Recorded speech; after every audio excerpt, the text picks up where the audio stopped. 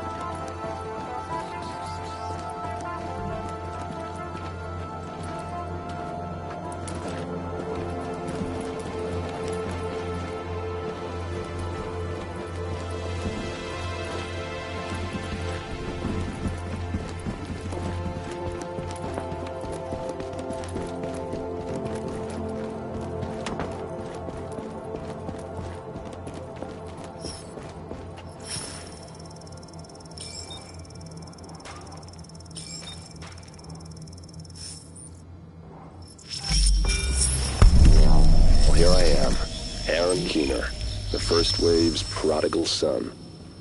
Normally I'd do this face-to-face, but I'm not 100% sure which way you'll jump. You act one way when Ms. Lau is watching, and another way entirely when you're off the leash. That's an interesting contradiction. You see, I think that deep down, you get it. You know, the old rules, laws, governments, those things died on Black Friday. But the feral PMCs, the convicts, the ones smart enough and good enough to take what they need, they'll survive. Me?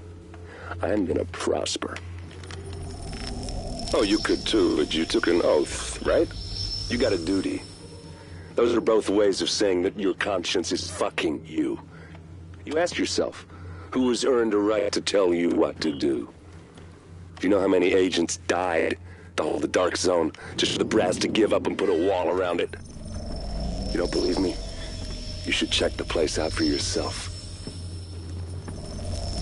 But the people you're working for, they're irrelevant now. Amherst changed how the game is played, and I have got the vision to win. I got Chernenko, I got a DNA printer, and a very interesting recipe book. I'm gonna write my own rules.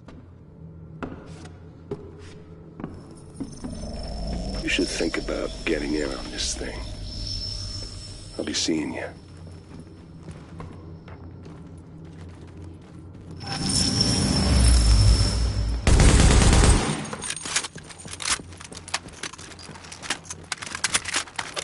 Agent, the information you found in that lab was the crown jewel. I think we can break this thing now. But we've got some more information. A voice from the grave. Listen to what Amherst has to say.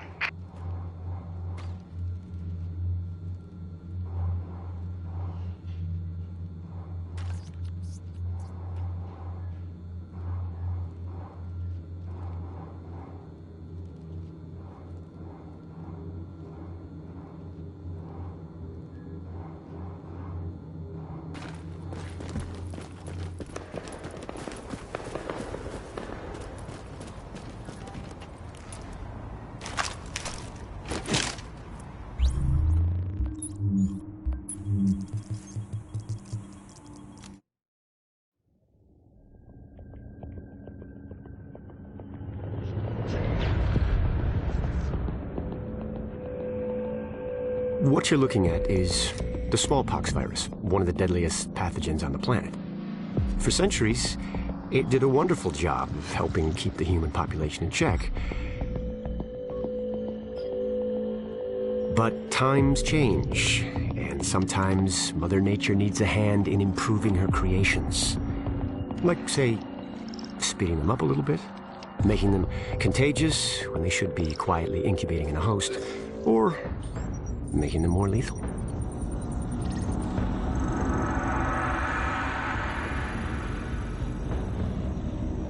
I didn't come up with the approach on my own.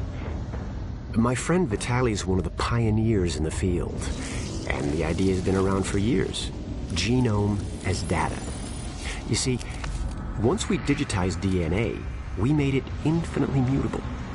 We could do 1,000 virtual variations in the time it used to take to grow a 1 lab-grade generation of pathogens. And we could pick the best, most lethal combinations and make them real. That's how you make a killer virus, you see.